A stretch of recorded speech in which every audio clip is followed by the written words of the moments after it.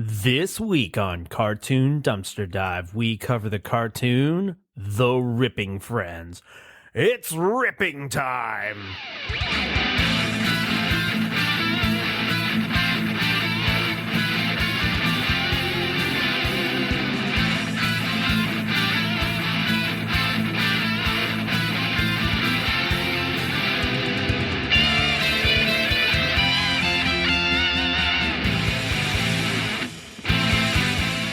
Hey there, Joel. Salutations, Andrew. So, up top, Okay, what? I just gotta say, I know all about John Crickophalis, I believe is, we'll just refer to him as John K. That's his Yep. professional name. He is an alleged sexual predator who allegedly groomed young women. Just kind of like have that in the back of your mind when we talk about this show. A lot of it will make sense afterwards. Yeah. Ren I and could see Stimpy that. makes a lot of sense. Like when that news came out, that's old news. That's way old news. Yeah. Anybody who is a fan of Ren and Stimpy knows Yeah. all about this. But it's it's such you look old back news. at that stuff and you're just like, when the news broke that was a thing, I was like, oh, no, that tracks. Yeah, it kind of makes sense with some of the humor in this. Yeah. It's an unfortunate, but I'd be remiss not to just be like, just rip that Band-Aid off now. Yeah. I mean, I don't know. What does that say about what does that say about me that I still find what Ren and Stimpy and even kind of this, The Ripping Friends, like there's a level of humor that I find funny about It's these. an artist, it's like the age old philosophical question: do you separate the art from the artist? It's an age old question that we are not going to answer today, mainly because I really feel like we're not equipped with the knowledge to answer that. I say you can.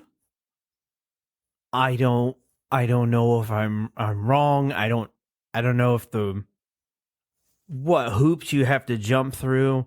I guess it all depends on like. This will be my quick answer. I guess it just all depends on like, do you ask yourself like, do they profit from it? If you like it, have they really inserted themselves into that, or do you just like it? Yeah. You may just like it. I mean, I'm sure there are tons of things made by tons of people who have done tons of horrible stuff, and you love them, and then eventually it'll come out that it's like they let orphanages on fire for fun, and you're like, oh fuck. To me, the best example of that is Michael Jackson. Yeah. Honestly, I mean, Do you still listen to Bad? It's like, I mean, he killed it. I mean, it's like there are still diehard fans of Michael Jackson, and even me, like his music. Yeah, it's great. I love that music, but at the same time, every time I listen to it, there is that little tinge. Like if it comes on there's the always radio, that voice I'm in just the like, back of your head that's like, I probably shouldn't be listening to this. Like I should, yeah. So I get it, but that's enough trying to explain the complexities of art and artists. We're just here to talk about perhaps the most visually appealing and unappealing show we've ever covered on this. Say what you will about, honestly, this show. We're gonna compare this a lot to Ren and Stimpy. Oh yeah, you can't. there was something about this animation that it is is very pleasant to look at. Yeah. They've done a good job in the animation, but they also want to kind of gross you out by what they are animating. Yeah, there's a delicate, talented dance that, and I mean, there are modern animators and artists who still adopt John K's work. Like you can say what you want about him as a man, but you cannot deny that his style of art like giga impacted the world of animation. Yep. To where you see this kind of stuff in SpongeBob SquarePants, or even modern shows today, like the oil canvas painting of something that's like the most disgusting thing you've ever seen, but it's like it's painted like an oil paint. Yeah. Oh yeah. But we're getting ahead of ourselves. Yep. We got to review that theme song. We got to do what we do first, Andrew. Yeah. It's literally the first thing in over 100 episodes what we do first. So let's review that theme song. Let's hit it. It's ripping time! That's the spirit. Let's rip them apart.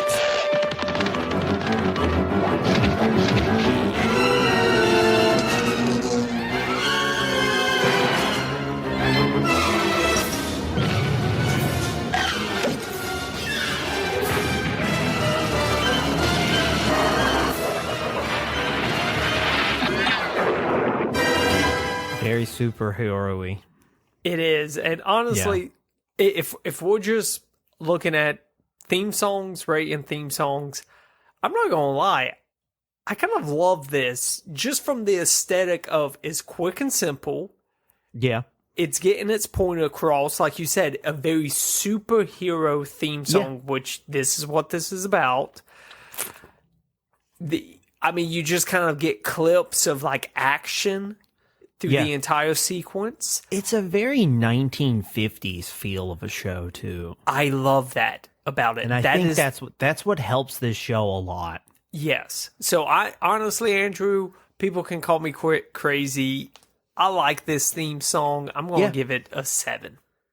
Yeah, I'm right there with you. I think it tonally gets you invested in what type of show you're going to get and what type of style of show you're going to get. Oh yeah. Like it's like a Buck Rogers, just a bunch of himbo dudes. It is. So yeah, I'm right there with. I'd give it about a 6. It is the best good theme song I've ever heard. Let's put it like that. Yeah. It's not a great theme song. Way to. It's just to good. put it. It's the best of a good theme song. Yes, for sure. So without further ado, Joel, let's talk about how this show got made. So, like we've already mentioned, the creator behind this is a guy, John K, as we're calling him because his last name, Crick Falsey. Professionally, he goes by John K. Yep. So, Cricka Falsey. There's no way we're gonna do it. John K. So yeah, John K. It has been said that him and his longtime partner Jim Smith, who he originally did Ren and Stimpy with, right. It's actually said that the superhero in Ren and Stimpy, which if you grew up with Ren and Stimpy, you probably know who I'm talking about. But he's in the Nicktoons fighting game, the Smash Brothers clone. It's Powdered Toast Man. Powdered Toast Man. I'm so glad you did that, Andrew. There's a guy, he just posted a 5-star review, as always, in the podcasting platform of your choice. He said that he wanted to see more clips of the show. And I hate to be the bearer of bad news, and you can change your review to a 1 if you want. My impressions of clips of the show is about the best you're going to get. Yeah. So so there was a big falling out between John Kay and Nickelodeon. Yeah. Oh, yeah. Huge. It ended up with him getting fired. He's apparently really difficult to work with. Yeah, I mean, with the stuff that's come out about him, I'm not surprised, honestly. Yeah. So I know Billy West said he won't work with them ever again, and that was even before the other stuff. This was just professionally. He tried to get Billy West to quit Ren and Stimpy so they'd have a shot. Really? Like they'd be like, they have to take me if I get you to quit with me. He was trying to fuck them both up. Yeah. Basically, Nickelodeon just fired him. I read that it got to the point where towards the end of their relationship, he wouldn't even talk to Nickelodeon unless it was through his lawyers. Just real bad breakup stuff. Yeah. Well, after Nickelodeon, he planned to make a full feature-length film starring the manliest men. Oh, yeah. Basically, the Rip'n Friends. As early as about 1987, that's when the Rip'n Friends kind of started coming into play. Okay, so John Kay, he was doing story sessions on Mighty Mouse, The New Adventures, came up with this idea for the Rip'n Friends, and he spent about a decade developing this these characters. Yeah. From there, so he left Nickelodeon, got fired from there, and he was like, "Hey, well, I gotta, jump on some new bandwagon, some new station beside Nickelodeon." So he actually gets a deal with Fox Kids to produce the Super Friends. Yeah. And to me, it's ridiculous that Ren and Stimpy was on Nickelodeon to begin with. Oh, yeah, big time. It's ridiculous that this was for Fox Kids. Fox Family, yeah. As well. But they got a contract together, started producing these Rip'n Friends show. The first episode aired on September 22nd, 2001. Lasted just one season, Andrew. A total of 13 episodes. And it wasn't actually due to numbers. It was due to cost. Yep. The show was extremely expensive to make. But like you said... And I guess that kind of shows in the animation, at least. The animation is just crisp. Oh, yeah. That's the thing about Ren and Stimpy. It's very... Like you said, it almost has that kind of very 50s cartoon aesthetic, like what you would see the original Mickey Mouse in. Yeah, I agree. But it is animated very, very well. And even Ren and Stimpy was animated very well. There was a lot of heart that went into those projects. And normally, if you have heart and soul in a project, it ain't cheap, No. No, not usually. No. So, but that's it. I don't want to get into too much of the history between John Kay and Nickelodeon. We can talk about that at another time. There's a fun fact about Ren, when he left Ren and Stimpy, when they fired him. This is the only little fun fact I really know about it. So, if you'll remember, later episodes of Ren and Stimpy, they ended with the production company. And it was Stimpy is in a milkman's costume. And then the name of the production company is underneath. And the reason that they did that is when John Kay was getting fired, he goes, "You're going to make Ren and Stimpy without me? I am Ren and Stimpy. You might as well hire the milkman to make this show." And so the production company that was like, "Hey, fuck you. We don't need you." They turned their logo into Stimpy as the milkman. That's hilarious. So you can just picture John K. like rage watching Ren and Stimpy, because it seems like he's the kind of guy to like take a couple shots at Jack and be like, they fucking stole my creation. Yeah, I mean, I could totally see that, and I think it would do justice for us to do an episode on Ren and Stimpy, just because, like you mentioned earlier in this episode, Ren and Stimpy is kind of iconic. It did change the game. It inspired. It changed the way animation is pretty much done. Yep. It inspired a lot of artists today. I mean, like you mentioned, you see this kind of art style, even the humor of Ren and Stimpy. You see it throughout current animation all the time. Yeah.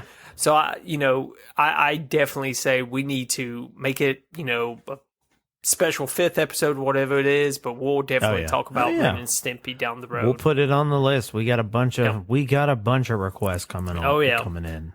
But that's really the kind of the quick and the dirty of this creation, Andrew. Just, John K. had a falling out, kind of fell back on his old stuff, very similar to our Savage Dragon story, now that I think about it. Not entirely. Well, okay. One voluntarily left, the other one got kicked out. Yeah, but the whole thing of you're leaving your current gig and to do a superhero thing. Yeah, and you're there are similarities. Yeah, you're falling back on characters that you had created before in the past. That's the only similarity. That's But hit me with some of the voice actors. All right, so the voice cast of the Ripping Friends is Mike McDonald is Rip. Okay. Michael Kerr is Chunk. Merwin Monser is Slab. Okay. And Slag. Mark Daly is Crag. Kevin Michael Richardson is Fox Ripping Friends announcer. And John K. is Crickesit, Dr. Root, and Jimmy the Idiot Boy. Now, and Harvey Atkins is Craig in later episodes. That's what I was about to mention. And I've actually got I've actually found out why they switched from Harvey Atkins to Mark Daly in that series. Oh, what happened? Apparently, John is a kind of a hard ass on the people that he's working with, and they was afraid that Harvey Atkins was so old, and with John pushing his voice actors, they was afraid he was going to have a heart attack. Oh wow! Okay.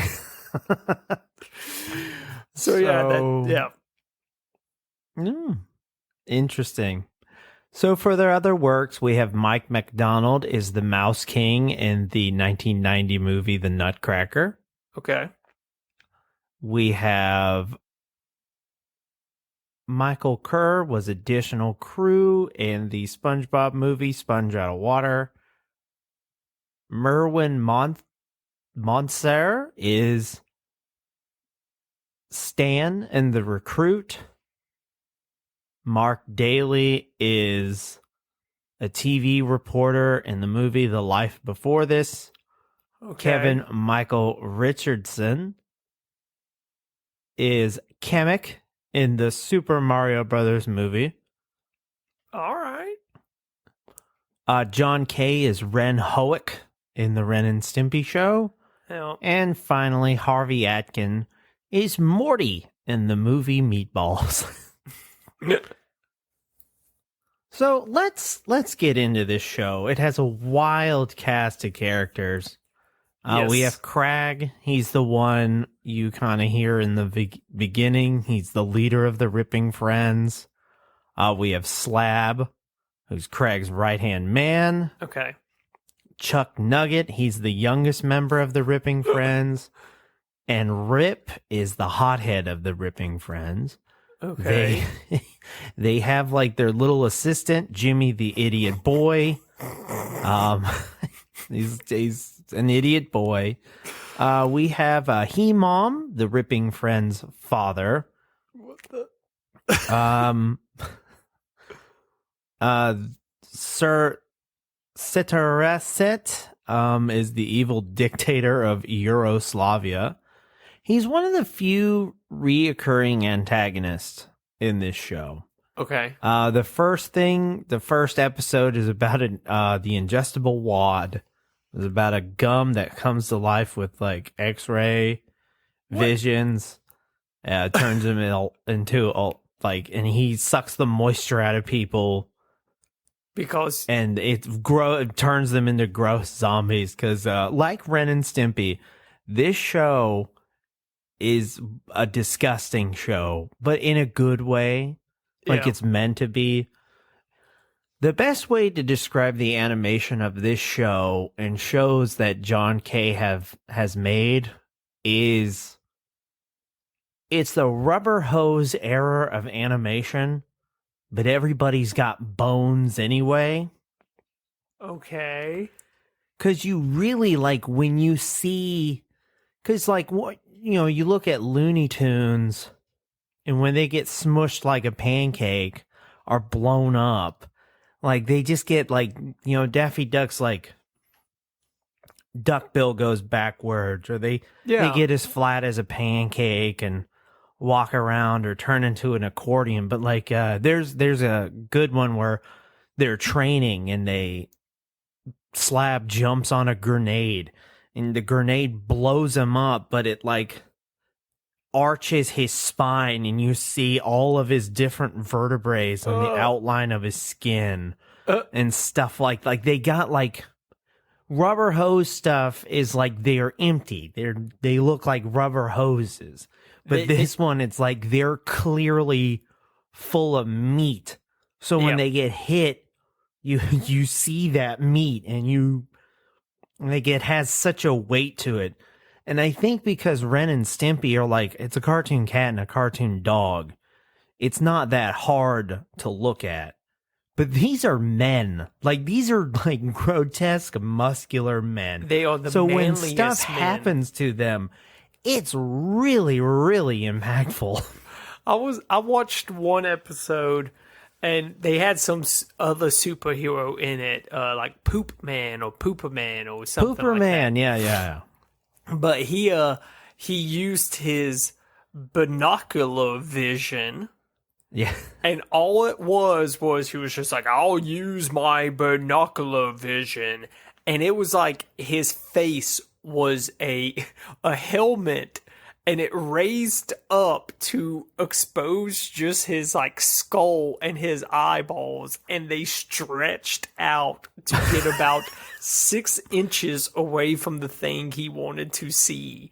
Yo, so there's a clip, like they do these to make up for time if the episode runs short. They do these little shorts, and it's one of like they get to go inside their episode, their home base of Ripcot, which is where the ripping friends live and train. And their big thing is like they have an intense pain tolerance. So, and how they train that pain tolerance is they go through the pain machine. Okay. And that perfectly like shows you like what type of animation it is. Like it's like he's like screaming and getting electrocuted, and Jimmy the idiot boy is like screaming in the corner, and like that's like and like it's Rip, and his eyes are bulging out of his head like the 80s Total Recall. Yep. So it's just like you're watching this, and like if you were, and I remember watching this as a child, and it might have been too intense for me because I don't remember a lot of it. I was like, it's like, this is a lot. I remember watching this show growing up because Ren and Stimpy, like, that was one of those animated series along with The Simpsons that my that dad. you weren't allowed? My dad loved. So he would allow us to watch it with him. And I remember he would actually go to Blockbuster to rent episodes of Ren and Stimpy. He loved it so much. So like, I don't know, like I remember watching this and I remember some of just that Ren and Stimpy humor. Yeah. But I don't know, like as a kid, to me, that was just the funniest thing I could be watching at that time. Oh, for sure. And there were 2 episodes that were censored. Really? There was a segment where kids write in, like kids, and the ripping friends would rip on whatever the topic was. So one kid rips on or asks, how come hot dog buns come in a pack of 8 when hot dogs come in a pack of 12? And Rip beats up a male hot dog and a female bun, and he asks them to hug, and the hot dog suggestively slips inside of the bun. Before you really see it on Fox Kids, it was immediately fades to black. This show actually ran in syndication on Adult Swim, and they showed the whole thing. Oh, they did. Think the ending of Sausage Party. Yep. No, I know exactly what you mean. So the next episode that was censored and taken off, the episode called The Infernal Wedding and Jimmy's Kidnapped, never aired on Fox Kids, with the former being skipped due to scenes considered to be offensive following the September 11th attacks. They did eventually show that one on Adult Swim too. Yep. But yeah, that one of them, I guess both of them good calls. I don't know. I watched the Fox ones that showed up on Fox Family, so I didn't get to see the whole hot dog sliding into the bun, but whatever. Well, there was a video game that was made. I saw that. What, for like the Game Boy Advance? Game Boy Advance. It was consulted by John Kay. It was made by THQ. They made all the shitty Game Boy Advance games, if I remember correctly. They had can I tell you, I think THQ, they made probably one of the best N64 games, and it was the WCW versus NWO. Okay. I only know THQ for like, if you see THQ, that usually means whatever you're about to play is going to be bad. But but maybe I'm wrong. I can't really remember it, but yeah, I vaguely remember THQ being on a game that I loved for the N64. So, Joel, I believe it's time to move to your new reoccurring segment. Reviews that rip. Reviews that are ripped and reviews that get ripped on. Oh. Take that. Yeah. Not as good as last week's. I know. Going to be hard to top that one for a while.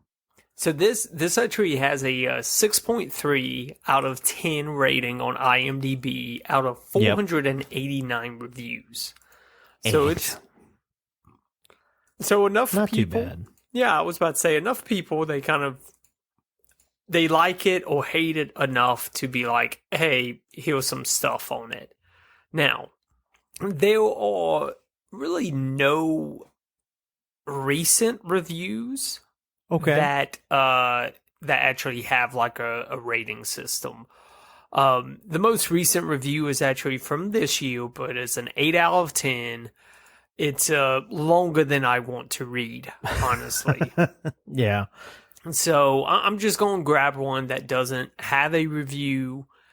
Now, you got to remember, this review, I wanted to read this one because it's just funny to me, because it just goes to show you this was left back in 2002, okay? And how much times have changed. God bless Cartoon Network for giving this great show a second chance. What can I say? God bless the folks at Cartoon Network for giving this another chance after it was canceled by the PC anime hungry, sick isn't it, folks at Fox. The cartoon is about a group of superheroes who want to rip, or in another words, destroy all that stands in the way of freedom.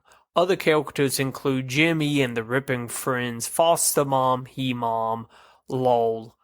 Overall, John K. and Spumco have yet another winner on their hands. Sure, it will never capture the greatness of Ren and Stimpy, but it's still an excellent yet strange show.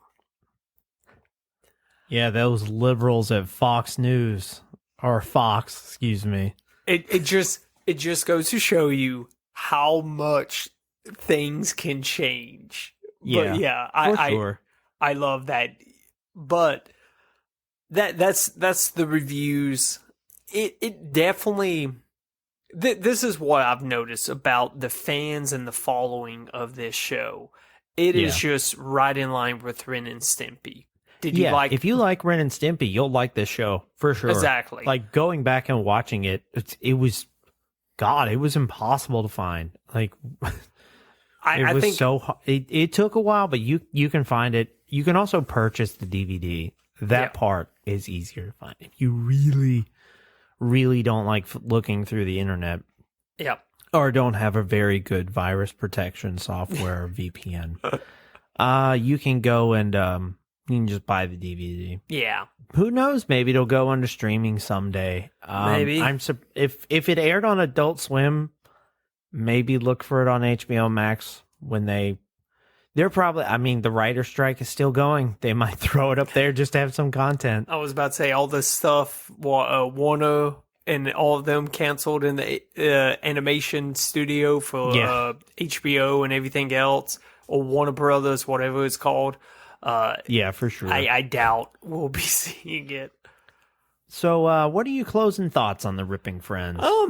Honestly, if you grew up in love with Ren and Stimpy and you think Ren and Stimpy still kind of, has some sort of merit today, try to find these. I think you'll enjoy it. It's got that same humor as Ren and Stimpy, but if you don't care about Ren and Stimpy, don't waste your time with this.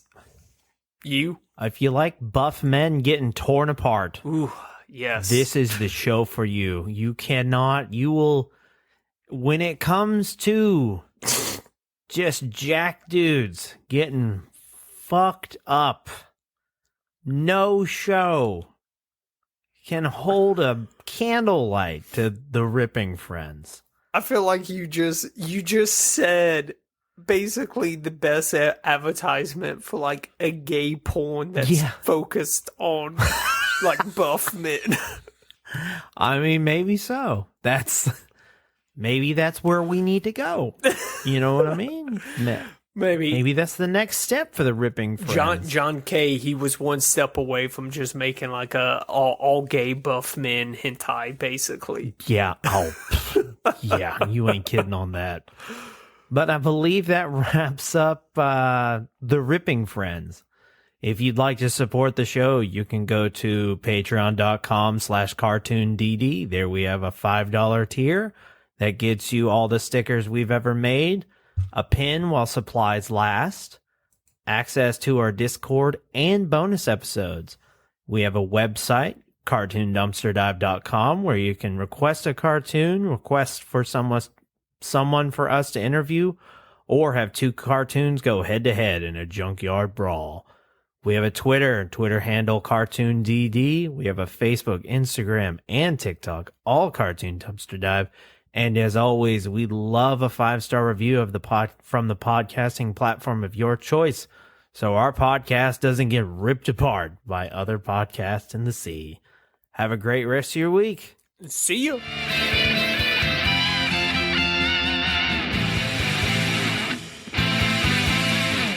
Crack open a Kool-Aid jammer. What are you, 8? Don't be jealous because you ain't got one. I am jealous. I'm very jealous.